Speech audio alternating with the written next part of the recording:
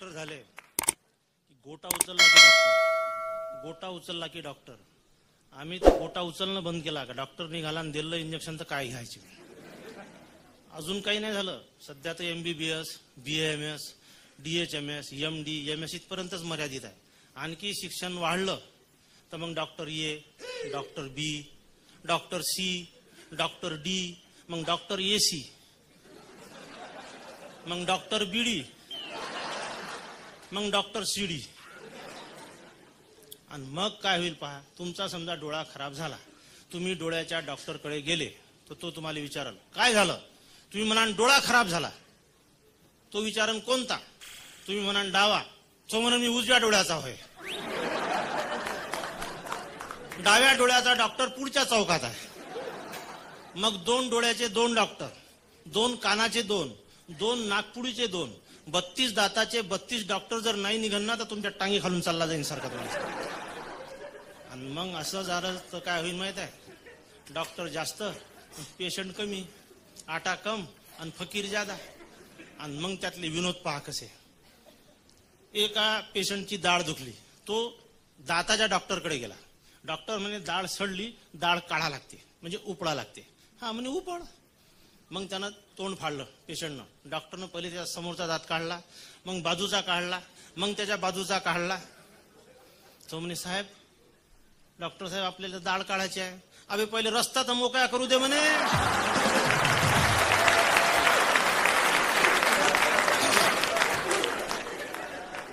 एक डॉक्टर प्रॅक्टिसले कटायला, तेच इंजेक्शन, तेच पेशंट, तेच सगळं काही. तो गेला सिनेमा पाहायला. त्याच्या बाजूला एक पेशंट येऊन बसला, लागला खोकलाले. तोही नाही पाहे, डॉक्टरले नाही पाहू दे. तोही नाही ऐके, डॉक्टरली नाही ऐकू दे. डॉक्टर म्हणे काय झालं. काय होईल म्हणे. खोकला झाला. मग औषध घ्या ना म्हणे. साताऱ्यातले सारे डॉक्टर तपासले म्हणे, पण फायदा झाला नाही. हा डॉक्टर म्हणे मी डॉक्टर हा आणि योगायोगानं माझ्या खिशात एक खोकल्याची गोळी आहे, हे घे म्हणे, जिभेखाली ठेव आणि चोखत बस म्हणे. त्याने ती गोळी घेतली, अंधारात जिभेखाली ठेवली, चोखाली लागला तो. त्याचा खोकला 2 मिनिटात बसला. मग डॉक्टरने सिनेमा पाहिला, पेशंटने सिनेमा पाहिला. डॉक्टर त्याच्या घराकडे, पेशंट त्याच्या घराकडे. पण पेशंट विचार करत का याले म्हणते डॉक्टर, पाहिलं नाही, पुयलं नाही, तपासलं नाही, तुपासलं नाही, खुपसलं नाही, खापसलं नाही. अंधारातच गोळी दिली, गोळी मोठी झाली, बारीक, तोंडात ठेवली, खोकला गायब. पण 3 तासापासून चोखतो, इरत नाही ना जिरत नाही. मग हा घरी आला, यानं लाईट लावला, तोंडातून ते गोळी काढली आणि ते पाहिलं, ते गोळी नव्हती, ते शर्टाचं बटन होतं.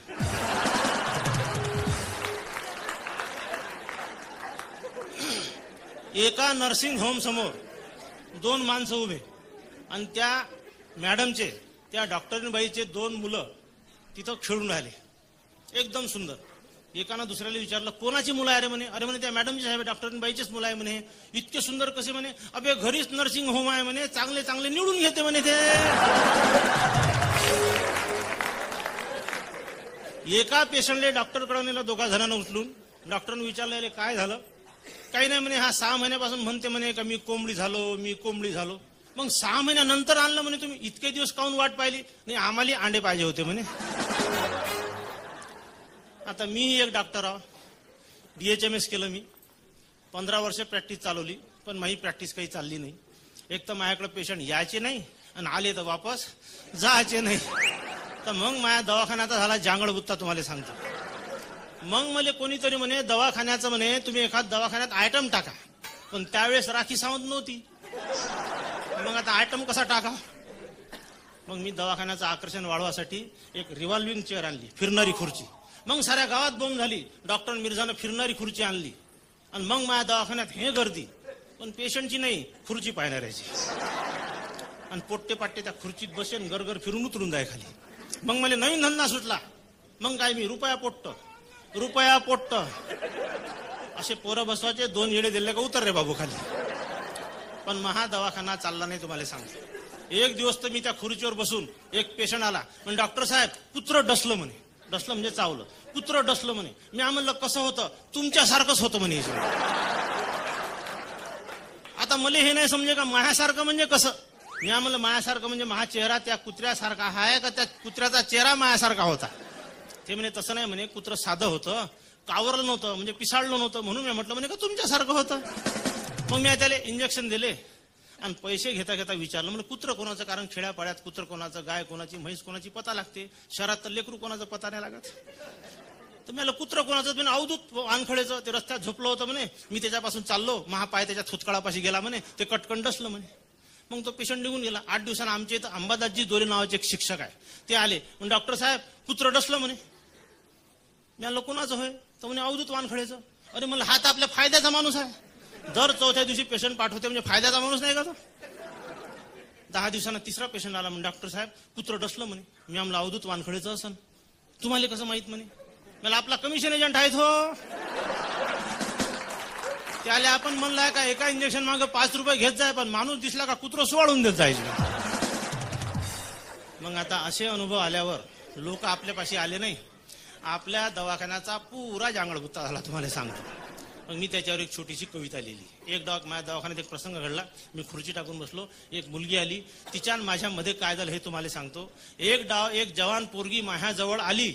मले म्हणे डॉक्टर माझी तब्येत खराब झाली, थोडं थोडं डोकं दुखते, थोडा थोडा असते ताप, नाकामधून कवा कवा पाणी येते आपोआप, हातपाय कसे आवरल्यावानी वाटते, कुत्र्याले कच कावा मले कावरल्यावानी वाटते, आणि पोटामध्ये खालून वर तर फिरत राहते गोया, रात भर महा लागत नाही डोया. सांगा म्हणे डॉक्टर असं काऊन होत असन? मी म्हणलं तुले 7वा महिना लागला असन. सांगा म्हणे डॉक्टर असं काऊन होत असन? मी म्हणलं तुले 7वा महिना लागला असन. हे ऐकताच तिनं काढले येवाले डोळे. मले म्हणे डॉक्टर तुम्ही भरलेच आहे, अजून म्हणे माहेवालं झालं नाही लगीन, सांगा बरं मले मग दिवस कसे राहील? अरे समजत नसन यातलं तर बोलू नका काही, आणि तुमचीच म्हणे नियत मले बरोबर दिसत नाही. समजत नसन यातलं तर बोलू नका काही, तुमचीच म्हणे नियत मले बरोबर दिसत नाही. थोड्या वेळानं ते आली घेऊन भावाले. माही मग लागली इकडं पतली व्हाले. आणि भाऊ बी तिचा कसा होता आडदांड, खूप उंचा पुरा जसा हरियाणा सांड. मले म्हणे डॉक्टर तुम्ही लय माजून गेले. माहेवाले तवा खरंच 12 वाजून गेले. आता हाय म्हणलं जुलै महिना 7वा, याच महिन्यात सुरू होते पावसाळा, म्हणून शानी लोकांची तब्येत खराब होते. आम्ही कानी यालेच म्हणतो 7वा महिना लागते.